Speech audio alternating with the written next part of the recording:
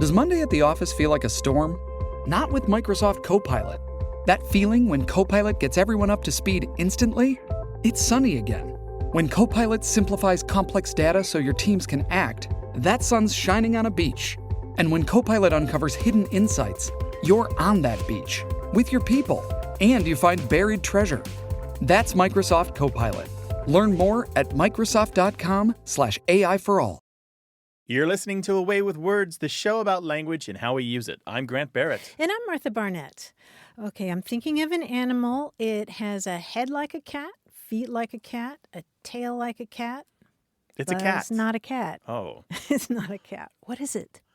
Caterpillar? I don't know.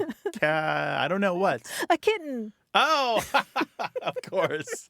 Oh, of course. That's from a book called A Rocket in My Pocket, The Rhymes and Chants of Young Americans. It's from 1948, and I found it on archive.org, which, as you know, is a great resource. Tons of books that you can check out in digital format. Yeah. Thousands of them. Yeah, it's super cool. I got another riddle or two for you, and they're a lot harder. I had real trouble with them. Red and blue and delicate green, the king can't catch it and neither can the queen. Pull it in the room and you can catch it soon. Answer this riddle by tomorrow at noon. Wow. Yeah. Is that bees or the wind? Your guesses are better than mine. I don't know. couldn't figure it out. It's a rainbow. Oh, wow. Catch it in a prism, right? Or Catch in it in a Queen's prism. Jewels or something Okay, like nice. that. Okay, that makes a lot of sense. One more? Yeah. I washed my hands in water that never rained nor run. I dried them with a towel that was never wove or spun. I do on a spider's web. Dew and sun. Yes. Dew and sun? Is it dew on a spider's web? Yeah. Dew and sun? Dew. Oh, okay. Yeah, dew and sun. I was thinking of the towel. What was the towel? The sun. The drying sun. it out. Okay, gotcha. Got it half right. Wow. When I was a kid, I loved checking books of riddles out of the library. I really did. Man. I worked my way down the Dewey Decimal Shelf. I don't remember the number anymore, but I would just hit them all, one after the other. This is how I encountered Shel Silverstein, which is still a favorite of mine. Just working my way down the shelves until I hit something good. Oh, cool. Yeah. Well, you can do that at archive.org. And the book was called A Rocket in My Pocket. The Rhymes and Chants of Young Americans. 1940s. How great. If you've got rhymes or something that you remember from when you were a kid, from the playground, or something you wrote in a yearbook, give us a call, 877-929-9673, or tell us about it on Twitter at WAYWORD. Hello, you have A Way with Words. Hi, this is Gabrielle Motika. How are you doing? Hi, Gabrielle. Where are you? I am in Beloit, Wisconsin. Beloit. One of the funnest town names to say, Beloit. Beloit. That's the sound of a faucet dripping in the other room. Yeah, I always heard a quarter in a toilet. Beloit. Well, what's going on, Gabrielle? Well, I am the mother of a 9-year-old, a 5-year-old, and an almost 2-year-old. Ooh, mazel And tov. as such, I have the lovely job of needing to teach the English language to complete blank slates. The other day I was looking at my 5-year-old, who is my word lawyer. If there's a way that he can talk his way out of something, he will. So I have to think very carefully about everything I say to him. Oh, boy. And as a 5-year-old is, his pants are not completely closed. And my first thought was, zip up your fly. And I realized they only know the insect or the action. How do I explain, and where does this come from, the word fly to mean a closure of your pants? Oh, boy. Did he do it, though? Because I have a word lawyer at home myself. I love that. No, I said zip up your pants, buddy. And he did. But there are colloquialisms that we use every day and don't even think about teaching our children. And my oldest is on the spectrum. So everything is very literal with him. My middle one started speaking at 4 months old, and everything with language is a game for him. Wow, Oh, 4 boy. months. Yeah. And you sleep when? When the 2-year-old goes to bed with me. Okay. Let me ask you this, because this word confused me for a long time.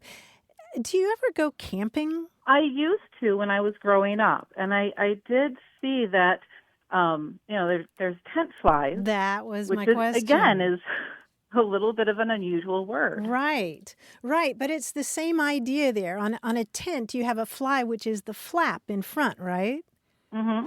And this is the thing that I think surprises a lot of people when they dig into this. The word fly in this case doesn't refer to the zipper itself. Nor the opening. Right. Nor the opening. It refers to that flap over the zipper. Mm-hmm. That's a fly, just like a fly on a tent. Which is why you have button fly jeans. Exactly. Right. Exactly. Yeah. So it has to do with that flap and the idea of fly being an old word for flap. Okay. I was wondering about that. I put it out to my friends who have we have a rather diverse set of interests and skills, including reenacting, and one of my friends said, well, maybe it has to do with cod pieces. And I'm like, how do you get cod pieces from fly? They're thinking about fishing? I don't know. Yeah, I don't know. Yeah, well, it does have to do with the history of men's fashion and the fact that back in the day, you did have a flap that went over that part of the anatomy. Okay, so it's the flying one piece of cloth over another. Right, kind of flapping like a wing does. Well, but also looking a lot like folded wings, whether on an actual housefly or on a bird. They have this interesting way of tucking in and covering a space, right? So it kind of came from people observing nature around them. It's not 100% clear that that's the origin. How they talked about it. It's not 100% clear, but clearly there's something happening here between the word fly, the idea of flap, which is also wing-related. Certainly there's something happening here. So that's pretty much it. And you mentioned button flap. Originally it was buttons there, and the zippers only came later. Mm-hmm. I only recently learned that zipper originally referred to boots, like galoshes that had zippers on them. I did not know and that. And zippers only were added to clothing later on. Thank you very much, Gabrielle, for your call. We really appreciate it. And good luck thank you for teaching. answering my question. Good luck filling those blank slates. Thanks. It's an awesome You have a lovely responsibility. day. You Okay. too. Bye-bye. Bye. I do like the idea of the word lawyer children. I think I've told you this once. My son still does this, but I'll say, stop jumping on the bed. He's like, I'm not jumping. I'm boinging. I'm like, oh, don't do that. You know what I meant. I'm not throwing, I'm tossing. 877-929-9673. We love talking about words that kids say that maybe aren't quite right, and then your whole family adopts that word. Mm-hmm. And we had an example of that from Rebecca, who sent us a tweet that said, a friend recently mentioned that her eldest could not say Pentecost, but instead said polka dots. Now all the kids say it, and they make a point to wear polka dots to church on Pentecost Sunday. How nice is that? That's adorable. Right? Yeah. So, Polka Dot Sunday. Right? Preparing for polka dots. 877-929-9673.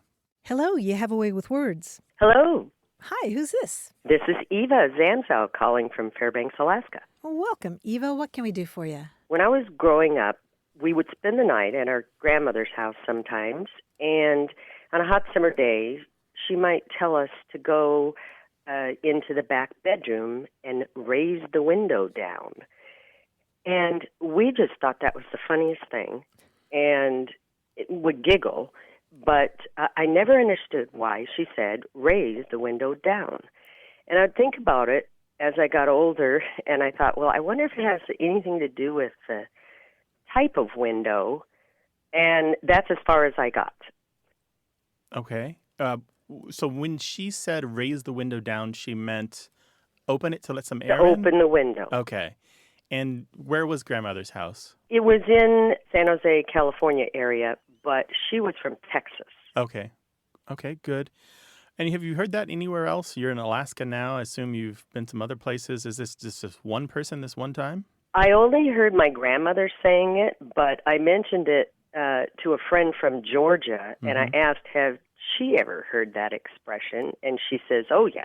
Ah, yeah. And my great-grandmother, my grandmother's mother, was from South Carolina. So I'm just wondering if it's a southern expression or if it really had something to do with the windows. Yeah, the kind of window. Martha, you are from Louisville. You have family from North Carolina. As a representative of the South, do you feel like this is part of your vocabulary or something your family said? No, it reminds me of when my dad would talk in the car about the need to run the glass up.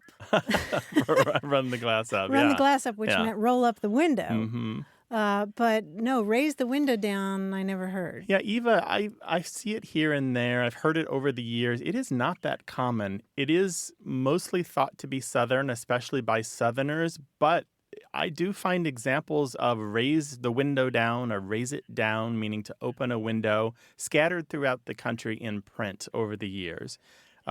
It has never been really that common. There is one entry in the Dictionary of American Regional English, and there's an interesting citation there which has the opposite meaning. Raise the window down appears to mean to close the window, to shut it, to prevent the rain from coming in.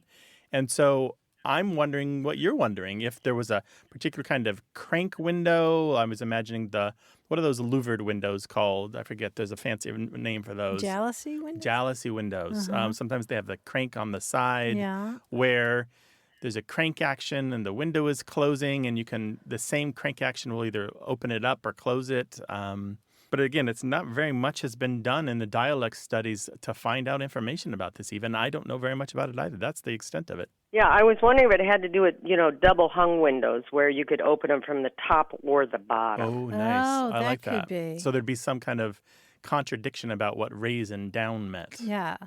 Yeah. Right. So if you wanted to put the window down, what would she say? I don't know. Lower the window up? I guess the opposite. Interesting. I think she might just say close the window. Yeah. Close the window, okay. Yeah. Well, I think it's time to gather some data on this. I know there are people out there who use or have heard raise the window down to mean lower the window to let the air in, whether in a car or a home. Do call us or email us and let us know who you are and where you are and when you heard it and who said it and what else you think about it. 877-929-9673 or email words@waywardradio.org. Eva, we're going to find out more about this. All right. Thank you. Thank you. Thanks care. for calling. We had a phone call from Sean Carter, who said that at his office they're kicking around a question about what you call the overhang area on a building where people can drive up and let people off, and there's a roof overhead, like at an emergency room or something like that. And they were thinking maybe it's called an overhang, but that didn't sound right, or a portico. And I didn't know what to tell him, so I called my friend Janine, who's an architect at Steinberg Hart here in San Diego, and she said the term that we're looking for is porte cochere. Ooh. Which Fancy. is from French and literally means coach gateway or coach door. How nice is that? Porte cochere. Oh, architects, they have all the language, don't they? Yes, gorgeous language in architecture. Porte cochere sounds fancier cochere. than just porch. Right? 877-929-9673.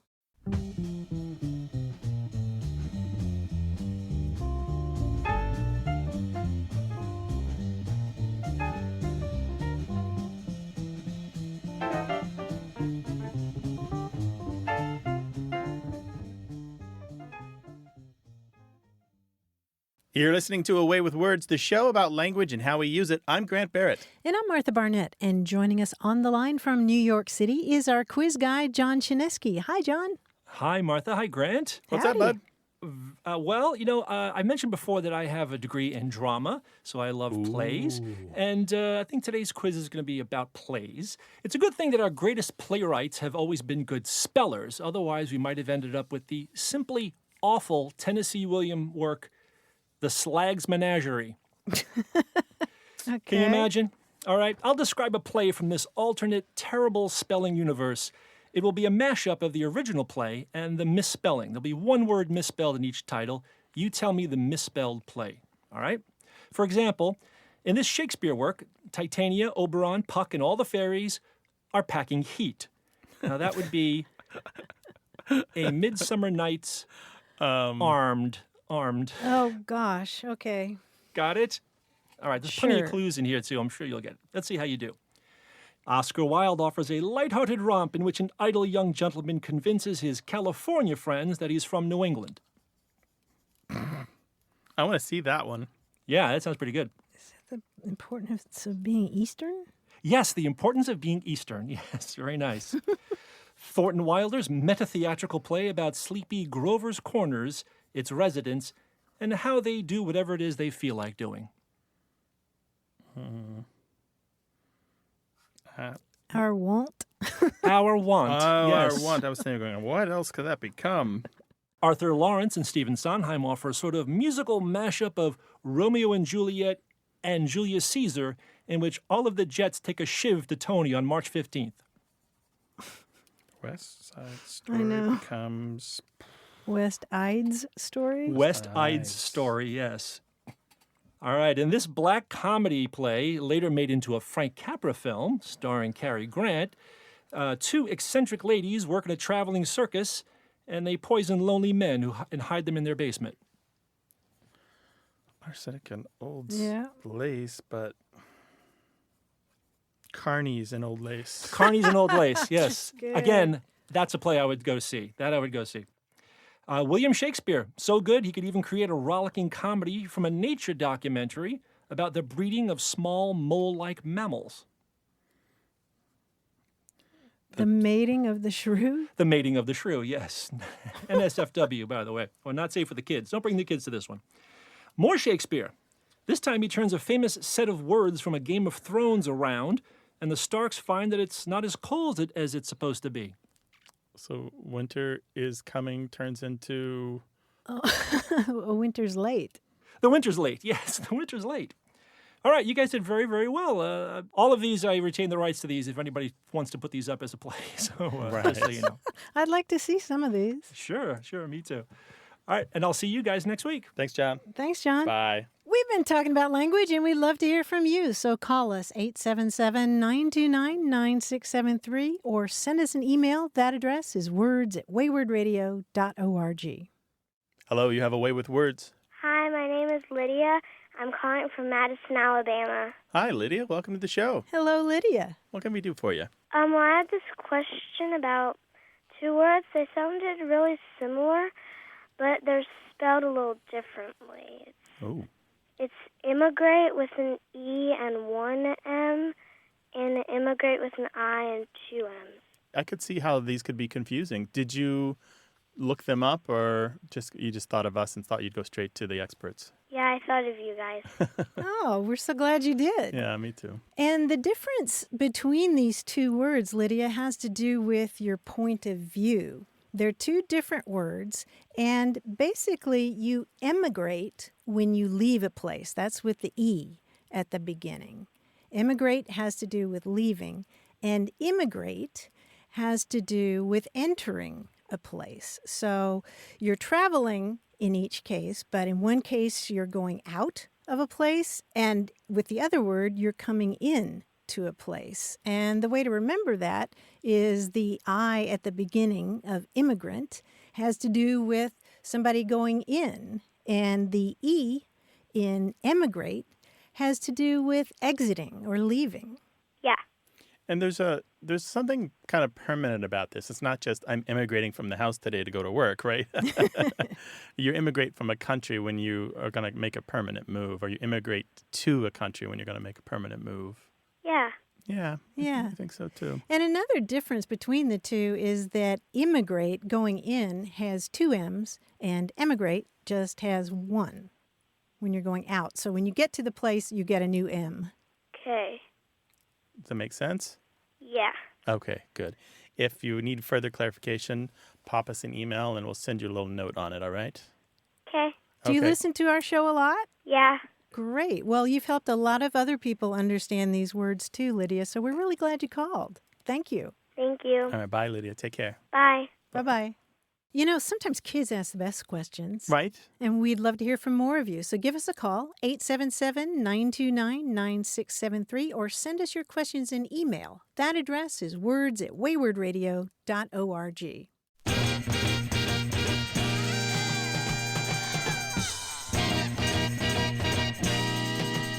Remember our discussion about the option to change your first name? Mm-hmm. That prompted an email from Michelle Casmer in Tallahassee, Florida. She writes, When I started kindergarten, the teacher asked each of us if we went by a name other than the one appearing on her roster, like Jamie instead of James or middle name Patrick instead of a first name. And she wrote the preferred names we told her on our crayon boxes, reinforcing for us how to spell our names and reminding her of what we liked to be called. I told the teacher with 100% confidence that I had always been called Shelley by my family and everyone else since birth. I spelled it out for her carefully and very emphatically, Shelley. All the students in the class and the teacher called me Shelley. I wrote Shelley on all my worksheets and so forth. Imagine my mother's 100% surprise and shock on parent night when she couldn't find my desk nor any of my written work because they didn't use surnames on their written work. The conversation reported to me between my mother and the teacher sounds priceless. Prior to the first day of kindergarten, I'd never been called Shelley. I didn't know anyone called Shelley. There was no reason at all except in my own 5-year-old head for this change, including this slightly idiosyncratic spelling. I remained Shelley for all of kindergarten and then went back to Michelle starting in first grade. I still can't explain solidly why I did it, and I hadn't thought about it for some time until I heard your show. Oh, kids are the best. I love that story so much. It reminds me of my 5-year-old mind and how I was so sure of something. Just absolutely, no question. I just absolutely believed that when I grew up, I was going to be a boy. And also that I could dig a hole in the backyard and go all the way to the other side of the world. And I tried. And we got about 2 or 3 feet down. But, when you're 5, you just kind of... Yeah. Things are possible. Right. And imagination is unlimited. Right. Yeah. And my name is Shelley. I just love that story. Oh, Michelle, that is Shelley. That's a wonderful story. Thank you for sharing that with us. We're still looking for your tales of changing your first name. These are good. We love them. Why? And serious stuff, too. As an adult, why did you decide that you had a different name? What worked for you? How did it finally click and you knew that's who you were meant to be? 877-929-9673. Your email, words@waywardradio.org. Hello, you have a way with words. Hi, Grant. My name is John Furter. I'm calling from Bismarck, North Dakota. Hi, John. Welcome to the show. Hello, John. What can we do for you? So I have a word search question. I am enrolled in an online program for veterans who have gotten out of the military or have returned from a deployment. And that program works with processing emotions, things like that. Well, one of the things it talked about was that we're always feeling emotions or feeling feelings, and we're working on trying to identify those. And the emotion I can't seem to identify is what I'm calling middle emotion. And so I basically put all of our emotions on a timeline from 1 to 10. 1 being, clinical depression, something like that. 10 being, complete euphoria. But I can't figure out what number 5 would be. If you are dead center in the middle, what would be the word for number 5? And I actually there's a peer mentor program on that program, and I chatted with somebody on there, and we tried to come up with some words. And one of the words he came up with was insouciant, which I really liked, but I had to look it up because I wasn't familiar with it. And the definition was free from worry or anxiety. And I was like, that still doesn't seem quite right. And so after I did that kind of searched around for that for a little while, I figured I'd give you guys a call and kind of figure out and see if you guys had any ideas. Yeah, I agree that insouciant isn't really the right word. To me, it's a little more about carefree, even when you should have care. Insouciant isn't really that neutral middle word. The other word that he came up with was also apathy, but I was like, typically apathy is associated more with the depression side of it.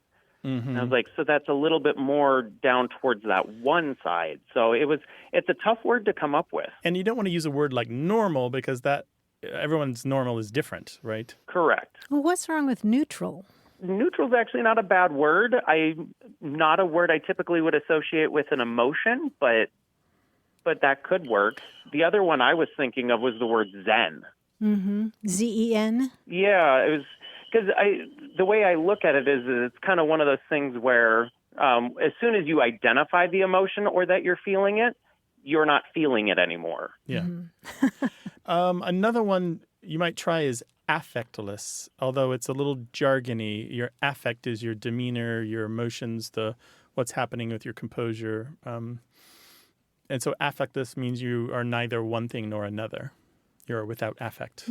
I think of affect as what's projected. Like you talk about somebody with a flat affect. Right, so it's all about what is seen rather than what is felt. Yeah, that's my sense of it, but I don't know. I do like neutral. That was one of the first words I wrote down. We're really talking about the middle or the median, right? Because your really negative isn't the same as my really negative, and your really positive isn't the same as my really positive. Like even our neutral isn't going to be the same. We each have a different emotional range. Right.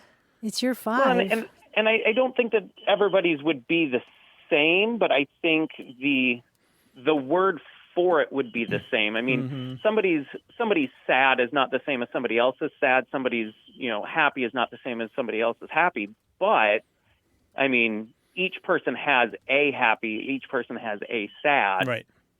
So I would also argue against the word Zen, which was one you suggested. Zen has got the religious, spiritual connotations that I'm not sure apply here. If we want something a little more clinical and direct, Zen isn't going to work. Right. Yeah. I mean, and like I said, I've just been kind of searching through words and looking here and there to see what I could find, and it's been a tough one to come up with. Well, I'll tell you what we'll do, John. We'll throw this out to our listeners and see what they come up with. All right. Perfect. We appreciate your call, John. Thank you for the thoughtful question. Bye. Bye-bye. If you've got a word for John, what is the name for the middle emotion, exactly halfway between very negative and very positive? Let us know, 877-929-9673, or email words@waywardradio.org, or tell us on Twitter @WAYWORD.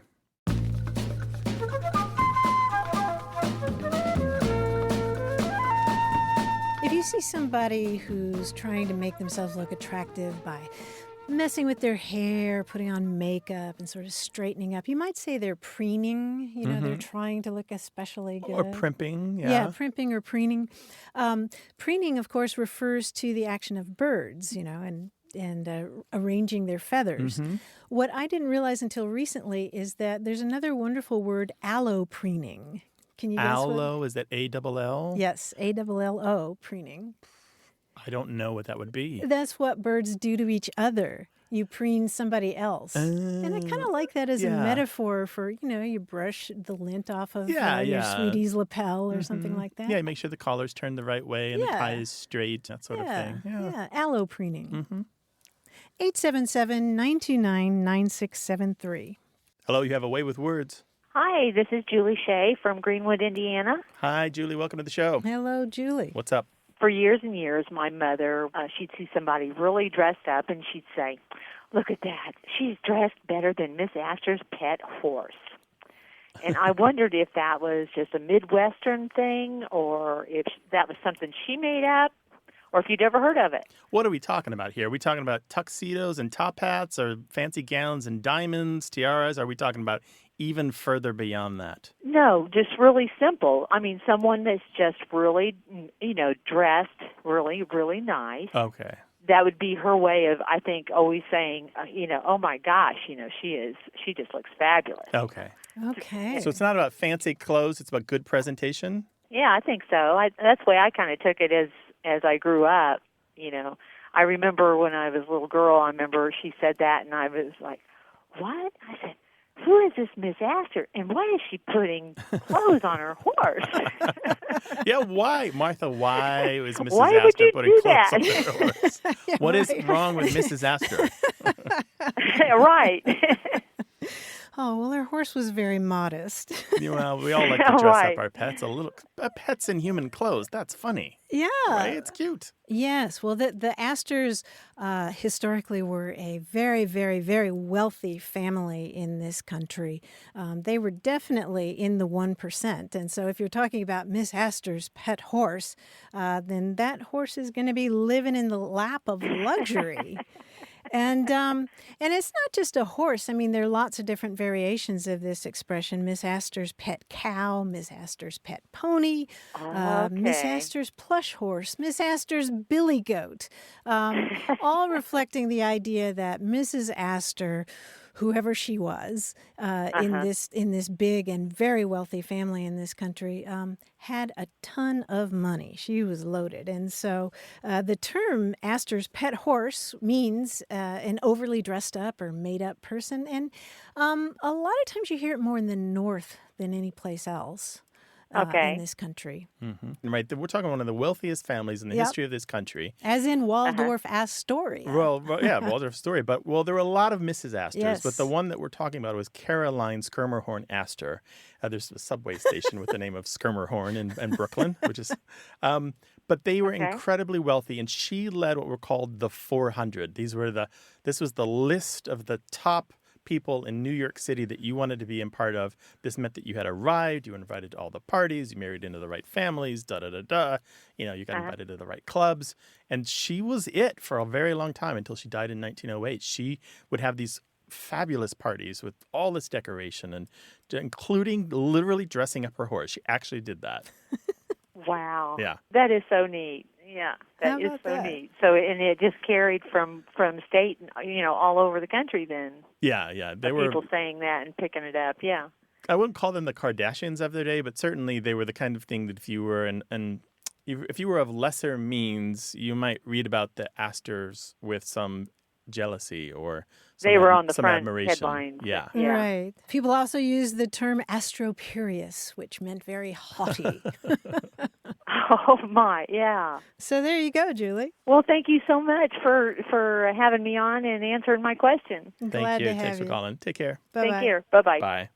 So if there's a word or phrase that's been kicking around your family and you're curious about it, give us a call, 877-929-9673, or send us an email. That address is words@waywardradio.org. Here's another little rhyme from A Rocket in My Pocket, the rhymes and chants of young Americans. It goes, when the donkey saw the zebra, he began to twitch his tail. Well, I never, said the donkey. There's a mule that's been to jail. Nice. A zebra is a mule that's been to jail. Wonderful. Wonder what it did. 877-929-9673. Email words@waywardradio.org or share your childhood rhymes on Twitter with us at WAYWORD.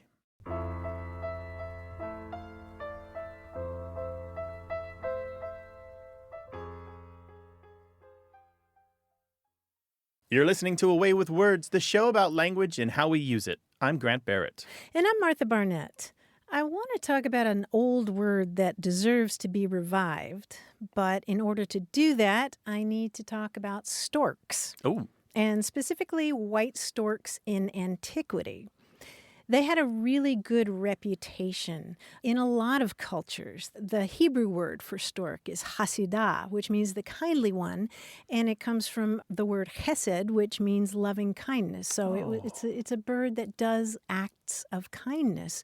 And among the Greeks and Romans, storks were known for being especially affectionate with each other and nurturing with their young. And it was said that the young, in turn, would come back to the nest and support their parents when the parents got old. And the Greeks and Romans believed that the young storks would pluck their own feathers to keep them warm and go hunt for them and bring them back food the way that their parents had done for them. Isn't that beautiful? Mm-hmm. And maybe they thought that because storks tend to go back to the same nest again and again, and they nurture their young for a particularly long time. Anyway, the Greek word for stork is pelargos. Oh. Ding, ding, ding. Are you thinking? I think so. Okay. For a long time in ancient Greece, there was a law called the pelargonia, from the word for stork, that required the adult children to care for their parents. And the Romans had a similar requirement, the lex ciconia, which meant stork law. And there was also a word that eventually found its way into English, all the way from ancient Greek via French. And that word that showed up in the 17th century is antipelargy, Antipelargy. Antipelargy, which means don't abandon your parents? Pretty much. In a 1656 book of words, it says that antipelargy is the reciprocal love of children to their parents, or, more generally, any requital or mutual kindness. Isn't that gorgeous? That's very wonderful. Antipelargy. Well, the reason I had an aha moment is that I recently took out some plants that weren't thriving in front of my house. Oh, I'm having an aha moment too. I dug up the plants, and I wanted something that would thrive in Southern California and not require a lot of upkeep and maybe put some scent in the air. So I came across pelargoniums, which are also known as scented geraniums. I installed the cinnamon one and the apple one, and I think the chocolate one, and there's like a whole bunch of these, and they're vaguely like, the lemon one is very limiting, the cinnamon one's close, but the apple one's very far. But they're thriving, they're doing very well. So I have 4 different kinds of pelargonium in front of my house now. That's the Latin genus name, and there's all the different subspecies and species. Yeah. Pelargonium, which comes from the bill-shaped seed pod. Oh, how about that? It's also called stork's bill. Never take on the woman who wrote the book about flower words. She's going to know it. Yeah, you've got stork's bill all over your yard. I do. And they're beautiful, and they're thriving. They're doing very well. Yeah. And it comes from the Greek word for stork. But antipelargy is such a gorgeous word, children looking after their parents. And anti in that sense means sort of reciprocal or giving back. Gotcha. Sort of like not antiphonal opposite. Music is going back and forth. So there's a mutuality there. The world is complex. Language is interesting. We're doing a show about it. We want you to be a part of it. 877-929-9673. Email words@waywardradio.org. Hi there. You have a way with words. Hi, my name is Cindy Fine. I'm calling from Spokane, Washington. And I have a question about some colloquialisms that I heard from my father when he was growing up as a child in the mid-1930s to late 1930s. His family lived in Powell County, Montana. That's east of Missoula, west of Helena. And his father worked as a miner. So the terms that my dad would use, one was tapper light, as someone was leaving to kind of say farewell, good luck, be well. He would send them off with that phrase, tapper light. And I think that comes from a mining term like using dynamite to work with, and you would want to be careful and tap it lightly. And then the other one is high grade. So he would use that like we're passing the salad bowl around, and he would take all of the best tomatoes out of the bowl, and he would say, I'm going to high grade it. And maybe that comes from like taking the best ore out for yourself. I don't know. But I love these little phrases, and I wonder if you can kind of clarify my understanding of them and maybe know of any others. Well, it sounds like you're on the right track, frankly. It sounds like you really nailed them. Your granddad was a miner. You picked up some language, and that sounds about right to me. The tapper light one really, I find to be very affectionate and is still used somewhat today. It's kind of localized now in Butte, Montana, but one time it was fairly widespread in the West. You can find it in old newspapers throughout all of the mining region in California, Nevada, and other places. And it is what you said. It's about trying to be gentle when you're mining to avoid premature detonation of your explosives. But it's also about being relatively gentle to avoid cave-ins and rock slides and all these other things that can cause death. Mining seems like a brute force job, and it kind of is, but it also involves a lot of care and a lot of safety and a lot of precaution. So yeah, tapper light. It's like saying drive safely when someone leaves the house. Yeah. Take care. Take care. Take it easy. And the high grade is still used today. So imagine back in the day when things were a little less sophisticated, and it was basically guys in holes with pickaxes, digging. And sometimes if they came across a good vein or a particularly good nugget and they could pocket it, they would pocket it. They'd take the best stuff right off the top. And the harder to get ore would be what would go out in the wheelbarrows and the rail cars and what have you. The So stuff these days you might high grade the M&Ms out of the trail mix when you're hiking with somebody. Exactly like that. And that too dates to the early 1900s. Cherry pick, basically, is what most of us would say today, or to pick over, right? Also used in logging and fishing, by the way, to talk about stealing.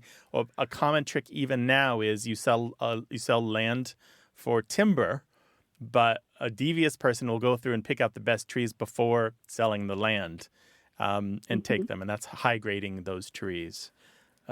Also called in logging gutting a show. To gut a show, yeah. Didn't know that. So anyway, so both these terms are mining, and I just love that they're still out there. It feels like sometimes that the colorful language of the world is being washed out and replaced by stuff that doesn't have the charm for me, like video game language, which is fine. It just doesn't feel as close to the earth to me. Yeah, Cindy, do you still use these? Not often, but it just kind of has this little soft spot in my heart when I do hear them. Yeah. I feel the same way, even though I don't have the tradition of miners in my family. I feel the same way. Those linguistic heirlooms. So, Cindy, thanks for your call. We really appreciate it. Thank you. Thanks for calling. Bye-bye.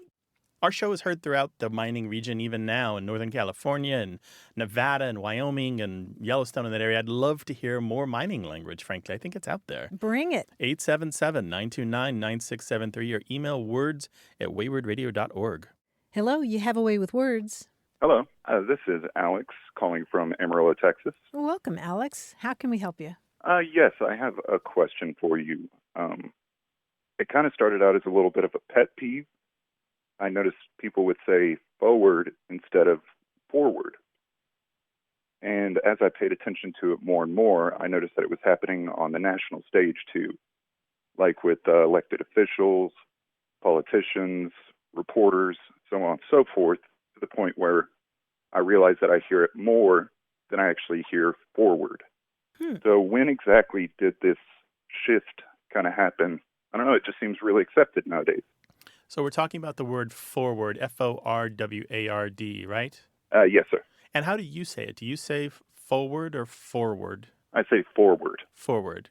And are you finding any other patterns in the people who say this? Are they of a certain education level or a certain part of the country or anything like that? No, not really. Like I said, I kind of noticed it on the national scale because I work in the news media and I'm hearing reports from all over the country all the time. And I just hear it more often than not. Yeah, it's a thing for that R, that first R in forward to be dropped. And there are records that linguists have compiled that show it's been happening for at least 100 years. There's a process called dissimilation, which I realize is a wonky word, but it's one of the ways in which we drop sounds from words. And in this particular case, what's happening is when a sound occurs more than once in a word, sometimes we drop one of those instances of that sound, especially when the sound occurs between a consonant made with the lips and one made with the tip of the tongue. And that's literally what's happening here with forward. And you find this in other words. It's not only forward that you hear. You hear governor with that first R dropped, governor. Particular, particular. Surprise is a very common one. It often comes out as surprise. That first R is gone. Paraphernalia. Paraphernalia. Albuquerque. That first R just poofs goes away. Oh, and there's an R. There's an R. Yeah, there's an R there. And there's a really nice paper by Nancy Hall called R Dissimilation, Dissimilation. And it's very wonky, very academic, but there's lists in it of words that go through this dissimilation, and she tries to explain in a reasonable way the patterns that she sees. And I think she's done an excellent job of showing that isn't just one-offs, but there's a real physical thing happening in the mouth. There's something about these words and the order in which the sounds occur that is forcing us down a simpler path when we speak. And this happens a lot in English. Actually, every language goes through this. So the other thing that I want to note here is I am not surprised that you've heard this on the national stage from a lot of national news media, because I have seen evidence that some people believe that forward is the only correct pronunciation of that word, and they teach it to their staff.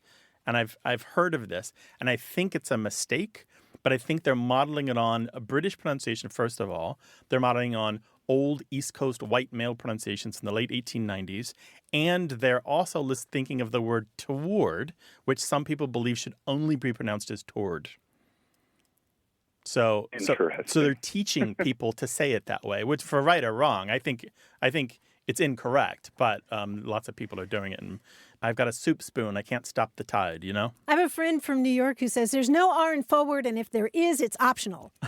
Like neither R is in forward? What is forward? Forward. She also says always. Always. You know, that W. Sounds like she's got some speech things. Now, there are people, by the way, who pronounce forward to rhyme with Ford, F-O-R-D. And as a matter of fact, there are people who say the word forehead and the word forward, they rhyme. They sound like homophones.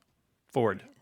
Yeah, it's very interesting. So anyway, one thing I want to note before we go, Alex, is I counted 9 different pronunciations that are possible in the United States of the word forward.